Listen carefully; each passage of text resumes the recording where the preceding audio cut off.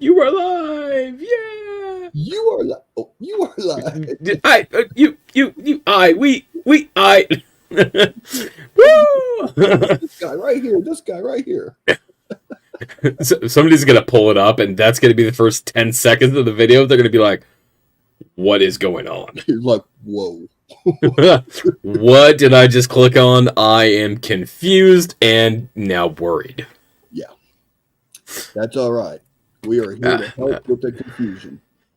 yeah, it's. Cause I'll just give it a minute here, then I'll start talking. yeah, So, yeah, 'cause there is a lot of coin confusion out there. So there really is a lot, and I know that I personally have been susceptible to some of these. That the concept of this coin is what I think it is, only to find out later after I had way before that I understood what flips are for. That I was using sticky notepads and folding them together to oh, contain the coin. I You remember remember. that? I remember them days. Oh, so much cringe in so little time. I am still waiting for you to go through an old box you haven't seen, and there's going to be a collection of them in there. I think before I had moved, I think that I had gotten through all of those, but I would not be surprised if I still came across one of those. But yeah, basically I would take a just a regular sticky note, right? And I would fold it together but in half, so that it just basically can, like, as a small envelope to contain that coin, and then write on it so that it contained the coin, but none of this sticky note would actually be touching the coin. Right. I've made sure of that because the number one thing that I remember is don't put sticky stuff on coins.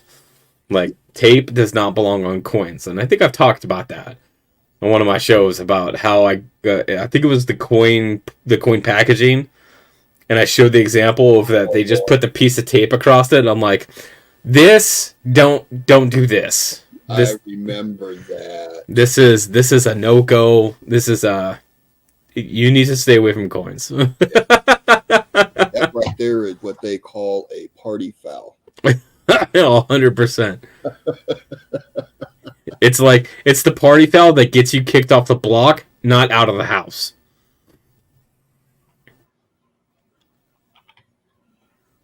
Okay. Coin dragon.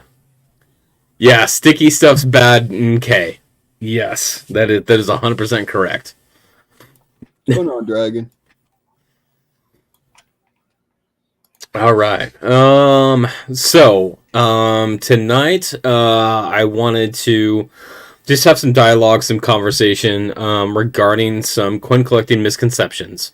There has been, I mean, there are so many numerous articles of all kinds of do's and don'ts and this and that. And, and Blues and I have done videos on some concepts and some things that you should do and don't. But I wanted to just take a minute and just kind of broaden the spectrum a little bit and talk about some of the misconceptions that exist out there for coin collecting. So, if you don't know who I am, my name is CJ. I'm CJ's Coins and Crafts.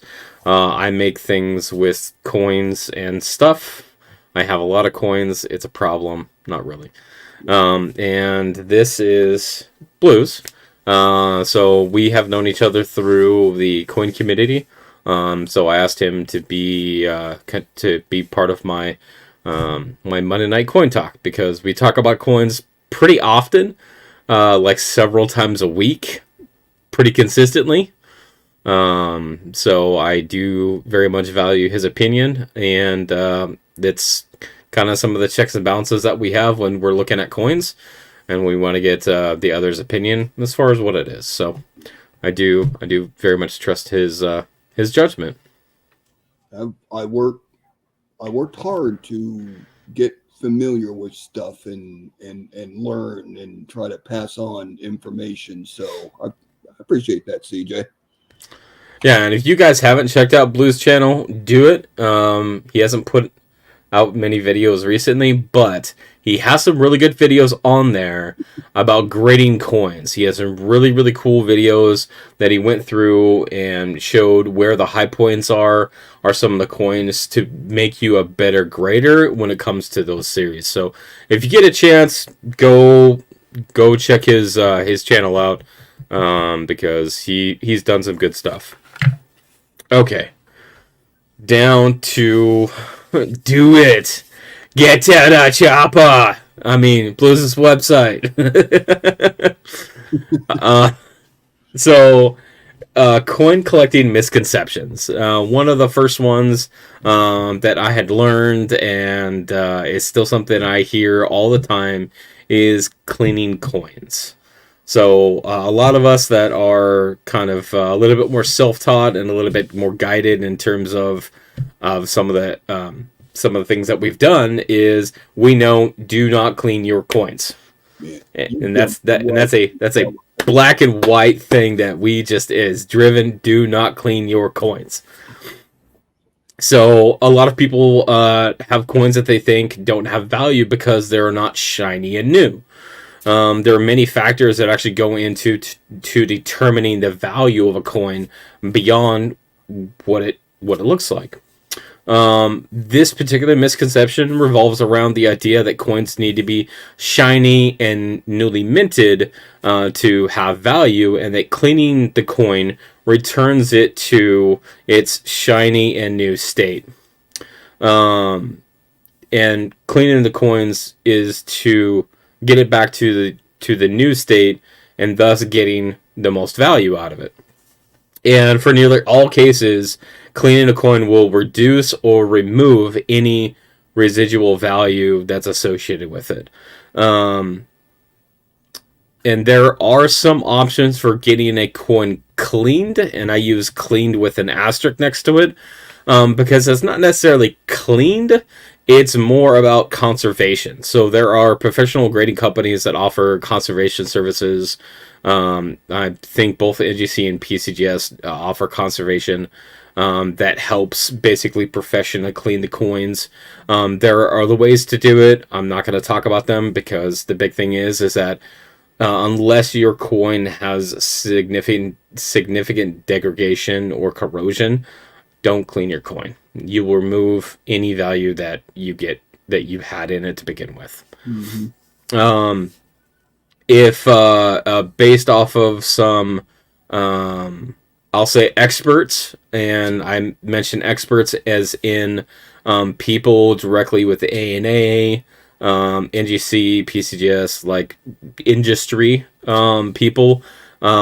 They have stated that you can, if you have a coin that is so far degraded that you can barely tell what it is, potentially you could use some distilled water to clean it. But again, that's not taking into account the possibility that you may actually damage it in the process, which again is not adding value to it at all. So, and anything beyond basic distilled water, something like that, something very easy, an easy cleaner, um, or easy cleaning process could potentially damage the coin. So if I do have to say it, don't use anything like Brasso to clean your coins. That will 100% damage them. Um, Reasons, you know. In anything like that, that is a chemical cleaner, will damage your coins. So don't do it. What are your thoughts on cleaning coins? Um, don't do it. For the people that try to clean coins, I'm just going to put this out there. If you have any type of knowledge in coins up to advanced beginner to intermediate and above, we're going to see that that coin's been cleaned. We are going to know because the surface ain't going to look right, the color's not going to look right. Yeah. So don't don't clean your coins. Don't think that you're going to clean them and you're going to get more money for them. Us collectors, we're going to scroll right past them. Yep. I'd rather buy a dirty coin that fits into my collection than one that is clean that fits into my collection because I know that Right. coin is authentic. Dragon, I have no idea even how to pronounce that, so Oh, that's a lot of letters. I'm I'm gonna pass. I'm gonna pass on that. So the second piece are coins are rare. So there may be coins that you don't see, and when you finally come across one, you think that it is rare. Well, it's not. So rarity for coins has a few underlying variables that determine true rarity. The factor that one of the main factors that determines rarity for coins is going to be overall mintage. The mintage numbers of a coin of an issue will be a base for rarity, but then there's also the survivability of a coin. So how many of that coin after it's been minted have survived since then to current. So you could have two different coins that have one that has 1,000,000 minted with a survivability of 10,000, and you could have another one that only 50,000 were minted, but a survivability of 40,000. Like, there's a lot higher survivability off of the lower mintage ones, which actually makes it less rare. Um, so, and some coins are common, and because people don't see them, they don't know really what it is. And the example that I came up with is the 1943 steel penny. People that find this coin often either think it's aluminum or it's silver. And generally because they don't have the knowledge that in 1943, the cents were struck out of steel plated with chromium. Um, that is zinc? Zinc, not chromium. That's a Canada thing. My bad. subtract subtract 10 points from CJ. There we go. Improper knowledge check. So that when people find these coins in circulation or they come across these coins, they may think that they are silver and they're actually not. And people think, well, I haven't seen these. Um, so like they have to be rare. And the reality is that especially with that example in the 1943 steel penny, they're not rare. Number one, they're steel, which means they're magnetic. So any coin collecting machines, anything like that, they have magnets.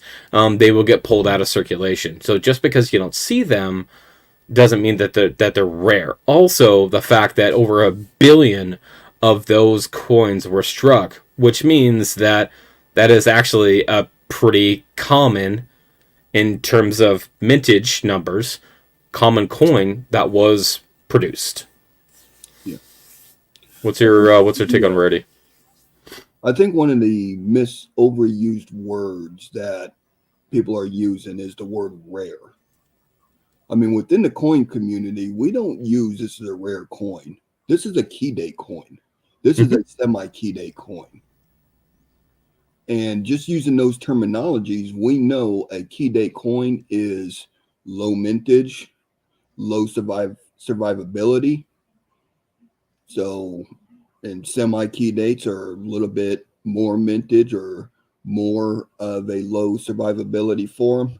So, I think I I just the word rare is just way overused.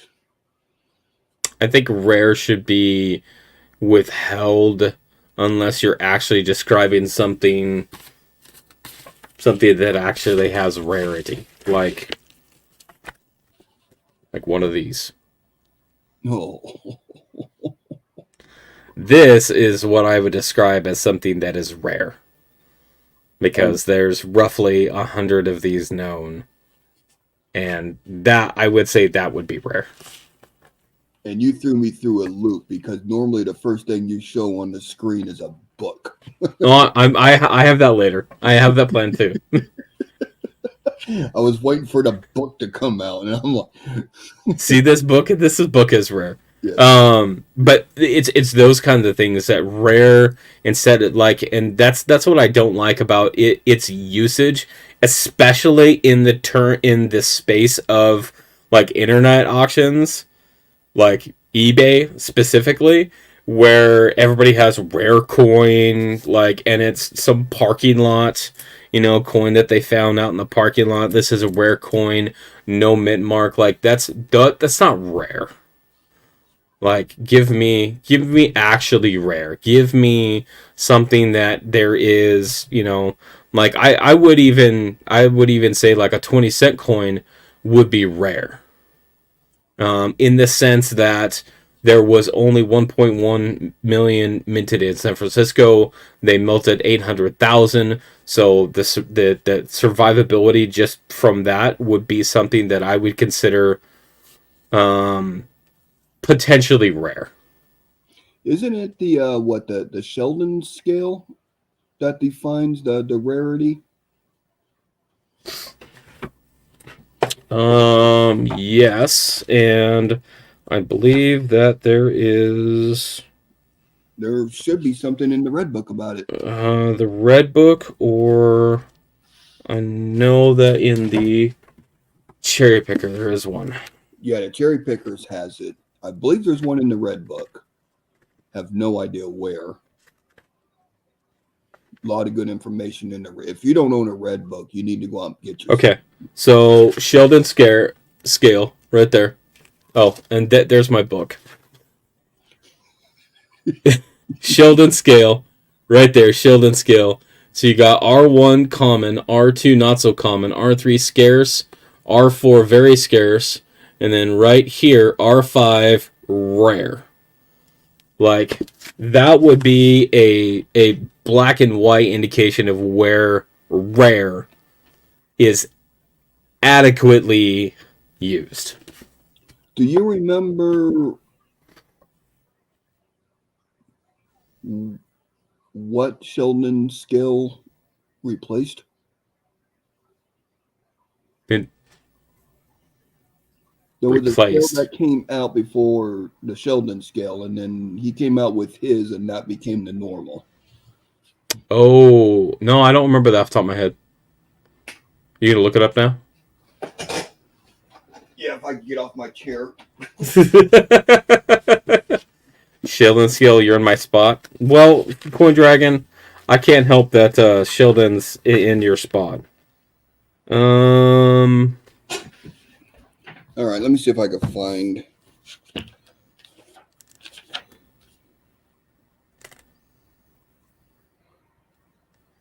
because there's the Sheldon scale and then there's the Bowers scale. That's it. The Bowers. That that was it. Okay, I didn't know where you were going with that one. So, but that like for those types of contexts, I'm okay if the word rare is utilized for more than the actual black and white category that it's in. If it's used properly to adequately describe, hey, this is a coin with a very low known quantity to exist. Mm-hmm. Not something that, hey, this coin, this 1 franc from Belgium, there's 75 million of them minted and they're rare. No, no, they're not. Yeah. Like, that's my take on it. Making money with coins. So there is a misconception that people have that just by collecting coins you can make money. And I do have to say that there's a possibility of making money, and that misconception like can't necessarily be a solid black and white yes or no. I think that there are opportunities where you can make money with coin collecting, but that has a few basic things that need to be understood. Um, Number one is how much you are spending on a coin versus what its market value is. If you are spending $100 on a $50 coin, you're not going to make any money. Now, if you spend $40 on a $60 coin, there is a potential for you to make a little bit of money.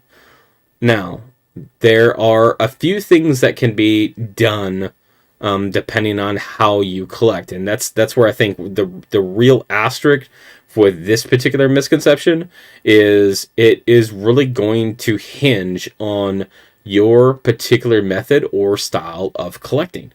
If you are just collecting all of the coins, you're going to have a lot of coins that are just in a general condition. If you are very particular on what kind of coins that you get and base it on what the market value is, there is a potential that you could make money, but that is also based on what the market is going to do future tense for that issue. What do you think? Um, agree. Knowledge is everything. So to me, you just can't go out there and just get on eBay and just go, I'll buy that, and not know what you're buying. Right. So you got to have the knowledge, some type of resources to look up these coins and figure out, okay, this is a key date or a semi key date or some type of variety that will dictate a little higher premium. So if you don't have, if you're just going at it like dust in the wind, I mean, you're going to make a lot of mistakes and you're going to lose a lot of money. So Yeah, you really can. And that's where, like, I think that really the crux of it, the hinge of it is, like, what is your collecting style? mhm. Because that is going to play a lot into, like, do you only get raw coins? Like, do you only get slabbed coins or graded coins? Like, do you prefer a mix? Like, for me, I don't have a lot of slabbed coins. I prefer my coins raw. It's just my style. And I know that Blues is putting together a nickel set, and he prefers all of that set, that collection, to be graded at a minimum grade. It's completely different styles, and he's found some really good deals, and even bought the same coin multiple times. But that's okay because it just means that he found good deals multiple times. Like there's benefits in it. Sorry, man. The deals were so good. I just sent CJ the coins for his, and I'm really not out nothing. So I think there's opportunity, and I think that the real misconception is I can pick up as a brand new coin collector, I can pick up a coin, and as soon as I pick it up, it's worth more money, and that's just not the truth. Okay, coin collecting is a solitary hobby. And coin collecting is really often thought as an isolated or solitary hobby. But my personal opinion is that I think that's actually the furthest from the truth. With the because there are all kinds of coin groups and clubs that meet on a regular basis. You can check them out around your area. There is that they meet regularly and talk about coins and numismatics. There are coin shows that pop up in every state, even smaller local area ones that will take over the local convention center or city, county, or state fairgrounds. You'll see a lot of those in some of the convention halls and stuff that they'll have coin shows. The other thing is that there are numerous words, YouTube channels that someone could tune into and be involved in. So just like this channel here, the fact that I have Blues with me, we have 6-7 people in the chat, that there are numerous groups. There's even channels that are a panel of people. More specifically, the coin Q&A. that actually just got over with right before my show came on. It is a panel of people that get together and they provide information and guidance regarding coin questions and topics, and that takes the whole panel to accomplish that goal. And there are podcasts that are out there. So like I really think that, especially with the reach of the internet, and the reach of connectivity, that the underlying misconception that coin collecting as a hobby is not. It may have been more in previous years, in the sense of like in pre-internet days, but it's not the same. It's not even the same playing field since then. What's your take? Um, take the information that you get from like YouTube channels. I mean, there's a lot of good channels out there. Coin Q&A, CJ's, mine when I actually do something on it. Um, Michael Kittle. They Michael, all yeah, run. Michael Kittle Real Crones. They all run good channels. They give out solid information. So if you're trolling around and you're looking at coin channels, and I mean, just don't get stuck on one channel, because that one channel might be given bad information and you won't even know it as a new collector. So um, take everything that you get uh, for what it's worth. I mean, there was a lot of channels that I was a part of and I left after I got some knowledge, and I'm like, they're not even close. How So many? Let me ask you this: how many channels, as you were getting into coin collecting, how many channels would you tune into? Ballpark. Um, when I was working coins in my office, I would have some channel going on YouTube, and I would be listening to them as I was going through coins and doing research and trying to figure out what this is, and it's not what I thought it was, and doom, there it goes, and In the floor vent. in the floor vent. I will find out later it'll be worth something because it will be rare. And that's where it's like, I think for me it was maybe six or seven that I watched.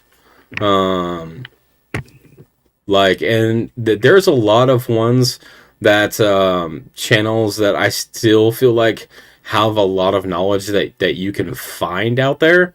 And that's actually one of the reasons why that I try to push and have informational videos, because there is only so much that is out there, and there can never be enough. And that's where getting that information out helps connect people to the information and to other people that can build the hobby and the community as a whole. Mm-hmm. Okay, counterfeit coins. Just because the coin is old doesn't mean that it hasn't been counterfeited. So there are kind of two sides to this misconception, as far as kind of how I see it, and I'll let you chime in at the end. The first, that a coin, that just because that there was a coin has been in the family for years, doesn't necessarily mean that it's real.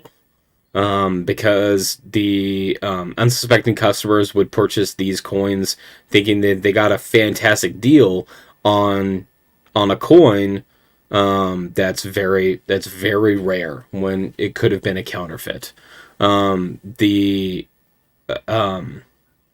the concept, I think, on for the other side of that, is that it comes full circle in the new age of technology when some of these ultra rare coins and less rare coins are consistently counterfeited to increase profits. The common one that you see and the big dollar varieties that you see are like the 1914D that is commonly counterfeited by using the 1944D, and they're just erasing the racing part of the four. But the one that I see probably most often is the 1955 double die. And I have seen like at least 7 different variations of the double die itself, and then various iterations of off centered and severely misaligned die um, strikes for these coins, and it's like no, that like no. The other one is Morgan dollars. Morgan dollars, they have been manufactured and copied to such a high degree that determining some of these coins are fake are actually hard. Because some of them they've gotten down to such a principle that they can weigh them and they weigh correct. They can ping them and they ping correct. They can run the magnet test and the magnet test passes. So some of those are much harder now. Hmm. There is a there's a the slide test that you could use on the silver. Mm-hmm. Um, I know about this much of it. Information can be found on the internet on how to slide test silver coins. There's good articles out there that explains it with pictures and everything. So I Yeah, encourage people. basically you have an incline and you use magnets, and basically silver is not magnetic itself, but it when it passes over a magnetic, the magnetic field will potentially slow it down. Yeah. That's a basic concept of it. It's it's more in depth, but that's the kind of thing. So, sorry, keep going. And then going back on the counterfeits, one of the rule of thumbs is if the coin is a key date, a sought after date coin, that particular coin will most likely be counterfeited over something that 654 million of them were made. So Right. if you have a coin and it's like, man, I looked this up and this is expensive, um, always do the research and verify. And if you don't know, reach out. Um, Coin Q&A has a good panel. And they'll be able to pick out counterfeits. They've been dealing with these things for years, so they know. I know a little bit. CJ knows a little bit. So um, we could always be found. Yep. So Yeah, this is one of those examples that this is a it's like a Chinese coin, but it's an imitation. So what it should be on what the like original configuration of this be is that this would be a big silver coin, and this is a copper nickel duplicate. It's just an imitation, so it imitates what an ancient Chinese coin would look like as far as some of the designs and stuff on it, but it's not real. is it marked as copy Nope. on it anywhere or any? Nope. Because you will come across those coins. Yeah, and those are at least like they're marked copy, but then there are others that like are passed off as being the real thing. Yeah.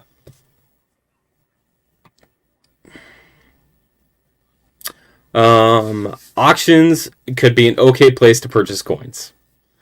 And this happens to be a pretty wide open topic, but there are all kinds of different avenues to obtain coins, to purchase coins. That being said, coins being sold on TV are never a good buy. That is period. That is black and white. Never. So online auctions are a good place to obtain coins. There are plenty of different avenue from eBay coin auctions, YouTube coin auctions, third-party auction services, both numismatic based, like Heritage and Great Collections are two of the main ones. And then your local estate sales and auctions, auction companies. So Ooh, I have not purchased anything through Heritage or Great Collections, but I've done eBay quite often. I've done YouTube coin auctions before, and I've done the local estate and auction companies. There's two companies around me. There is Capital Auction and McLaren Auction Services that I keep tabs on because they often have coins that they have auctions of, and because of, especially, they are lesser known, I'll say.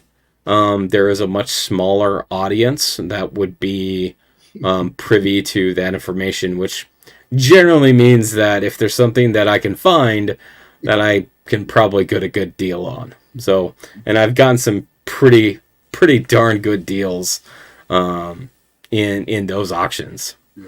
I'm over here laughing because you're like, well, they're kind of lesser known and I get really good deals, but the sentence before that, you broadcasted it all over the interwebs of of YouTube. It is what it is. They have to find the state. With all of this in mind, the television sales of coins are never a good buy. Let the cat out of the bag. Yeah, I did. That's okay. So these ones that you see on TV are basically that they will purchase regular coins, even like circulation coins, and then mock them up with special holders or literature or some kind of packaging and then turn around and sell them for a huge markup. A specific example is the state quarter sets sold by Cable Shopping Network. They had some state quarter sets that were plated in gold and platinum. Oh, And I use those with really strong quotations because that's not what they did. They just made it seem like that they had a premium product, and then they put a price tag on it to match. So those things, I want to say that a 5 coin set was going for something for like $25 or $30, which is to any average coin collector is like, what? $30 for 5 quarters? Like, why? And that's why. So yeah, like there there are ways and avenues going back to the knowledge piece about, determining what the actual value on that stuff is, and knowing that that stuff is completely marked up for ridiculous margins over coins that are just not worth it. What's your take? um, tread lightly on auction sites. So I don't want to use the next word because that's going to come up in our next discussion. Okay. So just tread lightly. Um, CJ and I, we are always preaching knowledge is key. The more knowledge you have, the better off you're going to be. Yeah. So don't fall into the trap. So the next one is hype. There it is. So the misconception on hype is that that just because a coin is popular necessarily makes it more valuable. There are a few examples, and I say this with an asterisk because this is really a very opinionated subject. But I think that there are other examples that can be used to actually support this as a topic of misconceptions. So the most recent big hyped up coin is the 2023 VDB-V, which has an extra mark in the Lincoln Set vest that shows up as potentially an extra V. And that was really hyped up as being something that people were looking for as being as basically the latest significant mint error that has occurred. So I'm gonna rewind time and say that one of the things that I especially notice about hype is the 1969 S floating roof. And if you don't know what that is, in 1969, there was a number of coins that the dyes were so heavily used that when they redressed the dyes, which is basically abrading away the surface to make the dye last longer, they had eroded away the connection points from the top of the roof to the rest of the building on the Lincoln Memorial, thus creating a floating roof. This was initially and for a while actually a attribution that you could get on a graded example, which like to me, I don't understand that, because that having the knowledge of what that actually is, that is not an attribution, that is not a dye variety. There's nothing going on with that other than just overuse of the dyes, and actually dye abrasion that's mint made. That's not an error. So the hype of that led to it being something that is attributed, I think that is like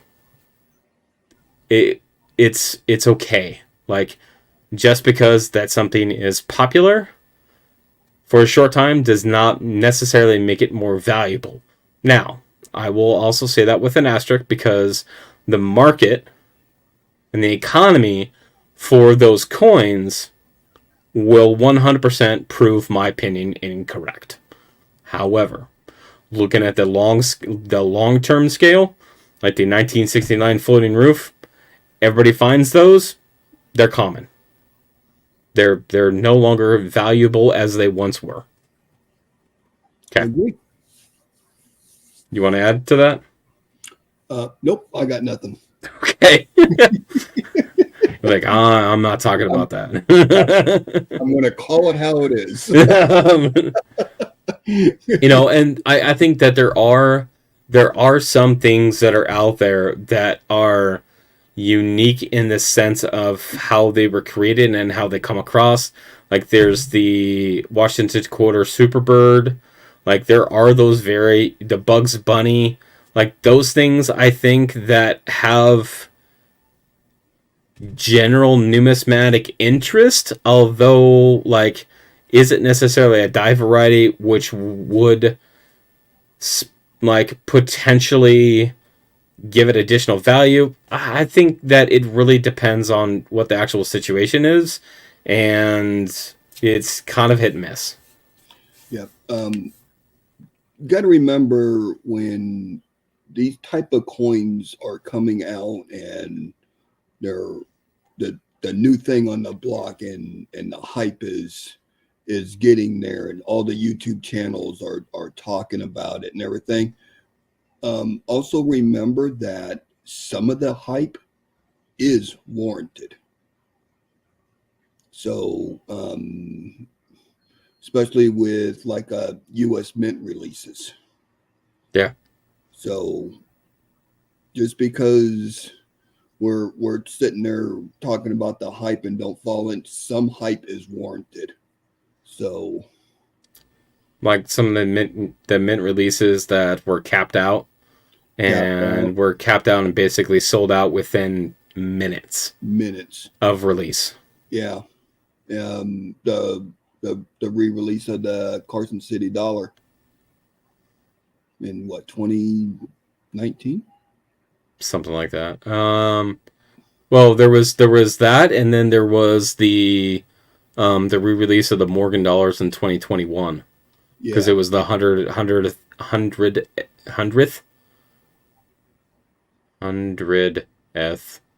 anniversary. I don't know. It's whatever that word is. Yeah. 100th. Nailed it. 100th. Wow. Yeah, I know. Words are hard. Words. Um, but those kind of things, and like I think like and again, and that's why like what I'm talking about is very individual to what that particular situation is, and there can't be anything that is like yes or no because like the initial concept for the 2021 Morgan was basically a callback to the Morgans, which it is a key piece in numismatic and U.S. history. So that initial release of the 2021, and then you have the 2023, 2022, 2023, and 2024, and now like it seems like everybody's kind of over it again. Yeah. Where it's like it's that original, and then like is this turning into just a cash cow, or like maybe just leave it in the past. I don't know. Yeah. Could be. One of the channels that I like to watch especially when new discoveries are being found or there's something special going on at the U.S. mints, West Point mints, and stuff like that. Blue Ridge Silverhound. Yeah. He does a very good job of explaining the coin, why it's hyped up, why it shouldn't be hyped up, and the impact that that coin is going to have on the collector's market. So he goes into a lot of depth on Yeah. explaining all this stuff. But he has a lot of knowledge. He understands it. Um, so yeah, Blue Ridge Silverhound. I like watching his stuff when new discoveries or new stuff is being released. He does a very good job on explaining it, and if in his opinion, if it's really something special or it's just a marketing ploy just to get people excited about something that's really nothing. So, Right. Okay. Topic number 7 is coin collecting is a dying hobby. And I think that this is another misconception that is really couldn't be farther from the truth. My personal thought on this one is that with the expansion of interconnectivity and more internet platforms, that this is actually increasing the collector market for coins and for numismatics, and now that makes it so that there are more people than ever right now interested in collecting coins.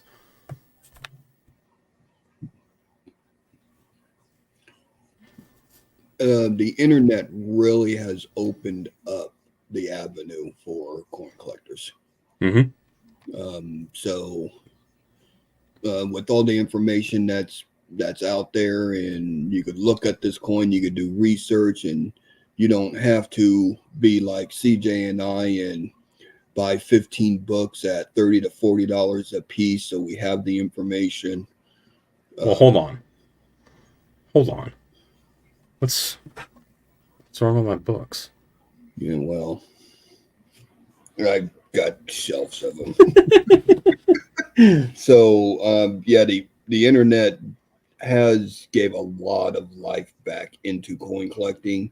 We're seeing more people doing it, even going through just basic pocket change, and just just removing stuff that makes you go, huh. So I don't think it's dying out too much. I think it's just getting stronger and stronger, and the market will dictate that. Market's pretty steady on the coins right now, so as long as that market stays pretty steady, then there's always going to be avenues for collectors and new collectors. I think Namaste actually brings up a really solid point, that they don't have any local coin shops near them. Like I have one down the road from me. I actually have two or three of them, other than just pawn shops, because pawn shops are an avenue of getting coins. But they're saying that the internet has filled that vacancy for them. And that is one of the things that, like, I 100% agree. Like, if somebody did not have a local coin shop, or they are in an area that is very rural, we'll say, like you Blues, you're in a very rural area. I'm in a very urban area. And that's kind of the two opposite ends of the spectrum for us. But what we have done is we have actually utilized the internet to solve some of those things. To solve some of those those things. Well, yes. In a matter of speaking, yes. I wasn't trying to call out your location or anything. It goes from this side to this side. Yeah, that's fair. It actually goes across 3 states. So just pick a state.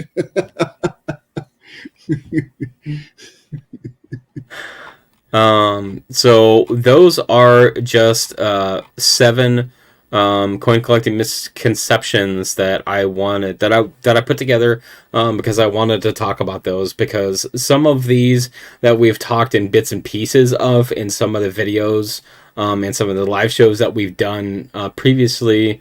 Like we talked about cleaning coins before. We've talked about how to find good deals and determining value and rarity, and that kind of stuff. But the specific misconceptions are some of the things that I actually wanted to have a discussion about, because I think it's pretty important for people to hear. Like, here's what people in a general sense feel like, and here's kind of the reality side of it. So, Yeah. You want to cap that off with anything? Nope, still got nothing. Okay. I think you summed it up pretty good. So. And there are probably other misconceptions, and if you guys think of any, go and put them in the chat and we can talk about them. That misconceptions that, as you have got into coin collecting, some things that you have come across, like one of the things, and for me, the big misconception that I had was that, and it's more spaced in a knowledge aspect, is that every single coin that I thought was something, that it was a valuable coin. So every single every single coin that I found that I thought was a double die, I thought every single one of them was $1,000. So I thought, by going through a box of pennies, that I could turn around and make, $5,000 off of a box of pennies. So that was one of the things, like, as I'm going through as I'm writing some of these misconceptions, I can see, yeah, no, like, I totally understand that. So now I have a quiz for Blues. A game? A game. Oh, well, it's a quiz. So I'm not good at games. Okay, so I will read 9 statements, and of those 9 statements, I want you to tell me the top 2 or 3 that you feel like resemble you. So, number 1. This ain't Yeah, gonna be good. I know this is gonna be great. Number one, I want the area of my collection to be complete. That's number one. Number two, I want to make a good profit from my coin purchases. Number three, I want to enjoy the beauty of coins. Number four, I only want to have perfect specimens in my collection. Number five, I want to own as many coins as possible. Number six, I want to set up a monument to myself for eternity. I think that one's you. Number seven, I want to make new discoveries with the help of coins. Number eight, I want to possess everything that is connected with my area of collecting. Number nine, I want to hold a testimony to history in my hands.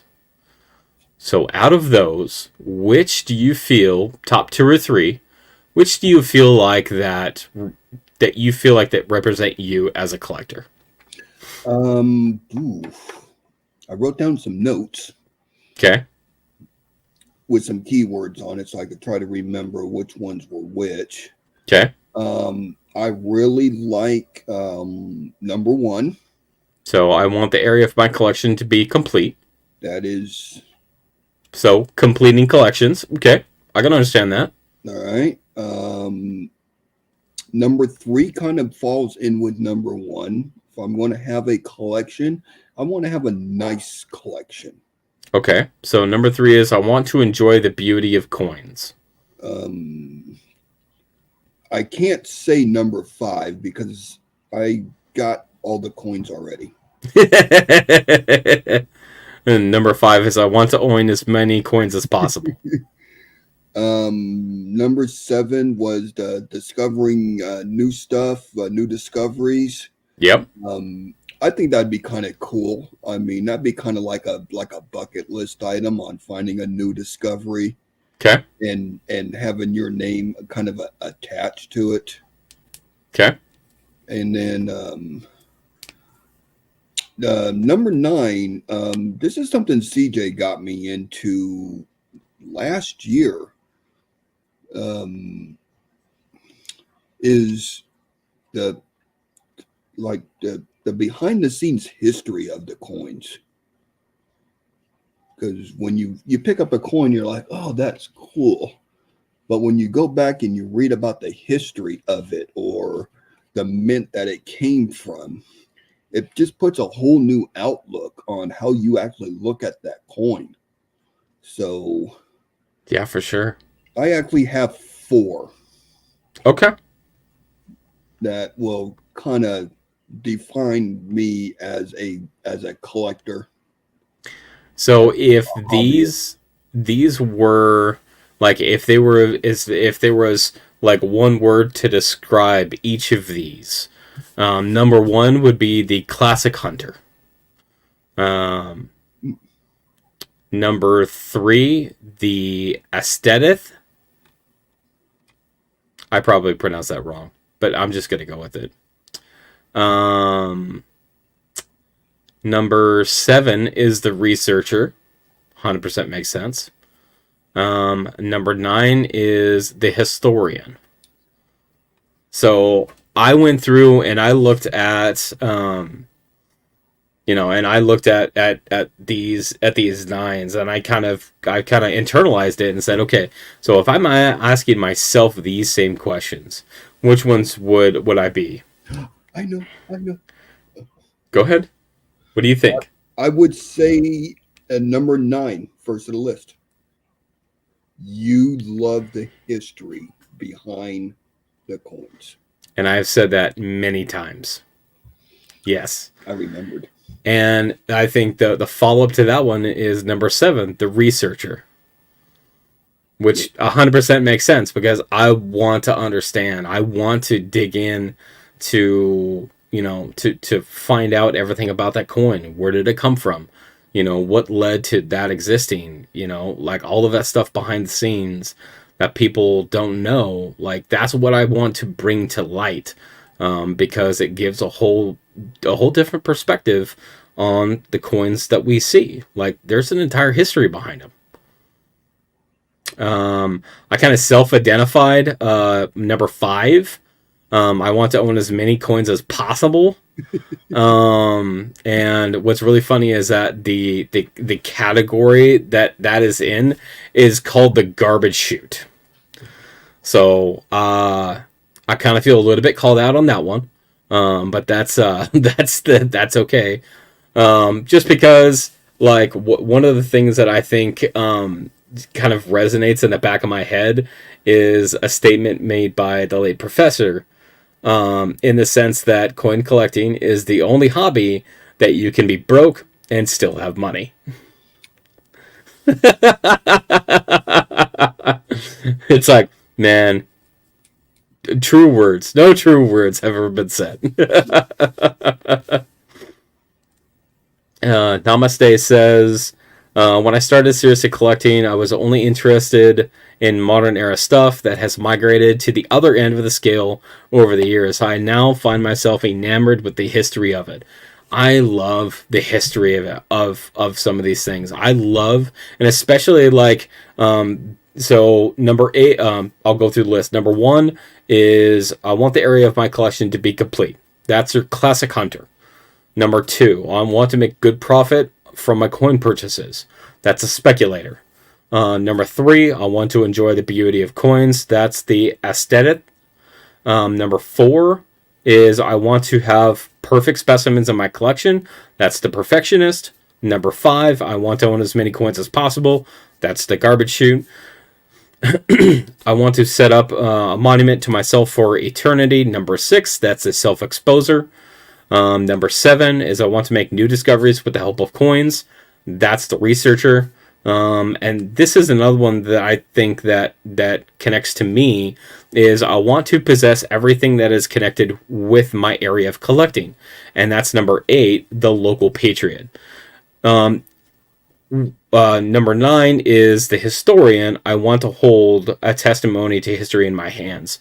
And I think specifically the number 8 one is kind of an interesting one, the local patriot, because I think that with the historian, the researcher, and the local patriot, those 3 things really have a significant connection together, especially when you can find something and connect it back to a particular point in history, or even better, connect it back to part of your history. So, for example, I was out in Montana doing some metal detecting, and I knew that there was an old general store that existed in this field that I was working on. And there was a story that at some point in time the store got robbed, and the bandits did not want the pennies, so they took the pennies and they threw them out into the field. Well, I found 2 pennies in that field, right about outside of where the general store was. So that, in conclusion with the timeline, I could say that these pennies were probably from that general store. It's the right timeline.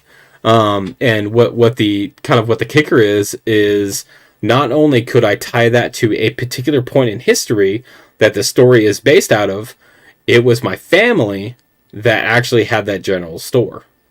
So I could connect the coins that I found to a particular event to my particular family.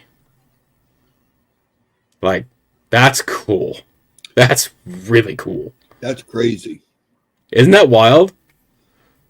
So I don't have any pictures of the general store. Well, no, I do have one picture of the general store kind of in that area, but that was a story that I got told, and it was such an interesting thing to put that together, because normally out in a field, like I'm like 50 to 100 and some feet away from the main house, so there wouldn't be any particular reason why that there would be any coins, dropped or anything in that area.